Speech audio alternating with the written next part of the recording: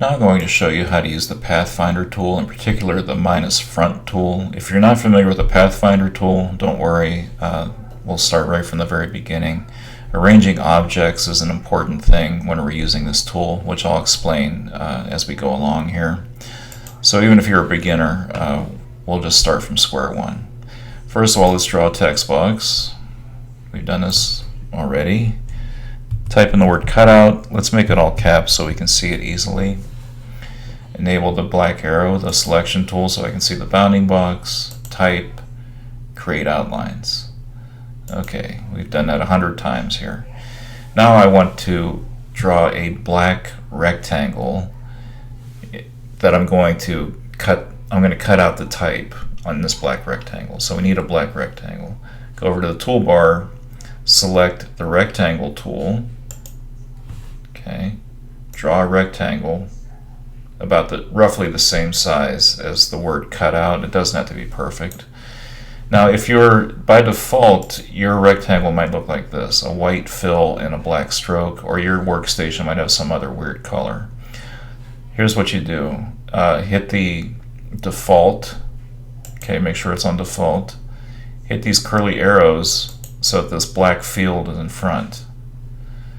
Bring the white frame in front and disable it.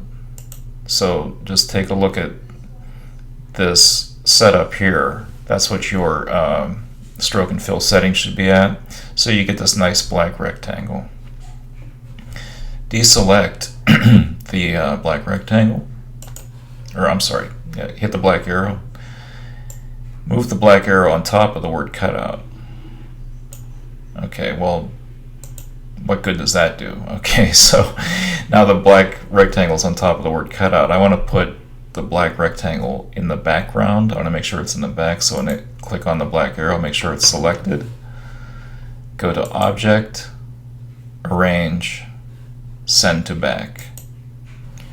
Now still we can't see the word cutout because it's black on black, but if I cursor over that you can see it. Yeah, it's there. We didn't mess anything up. Okay. Deselect. Okay, so let's just think a minute here. We have the word cutout. It's on top of this black rectangle. We can't see anything. So with the black arrow enabled, we're going to do a marquee selection. So click, hold, and drag, selecting both objects. Okay, so now we're cooking here. Now we can see the word cutout on top, and the black rectangle is visible as well. Okay. Click on Window,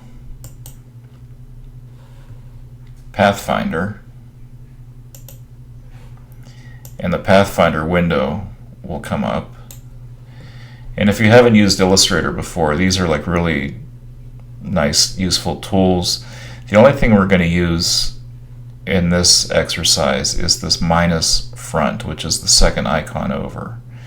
So that's why I went through this rigmarole of making sure the word cutout was on top. This only works with filled objects. It doesn't work with lines, it only works with filled objects.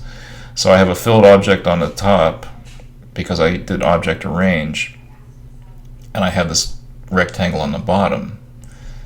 And they're both selected, I hit minus front. Let me deselect. So you get this nice vector object with this nice clean cutout. Again, if you missed any of those steps, just rewind the video.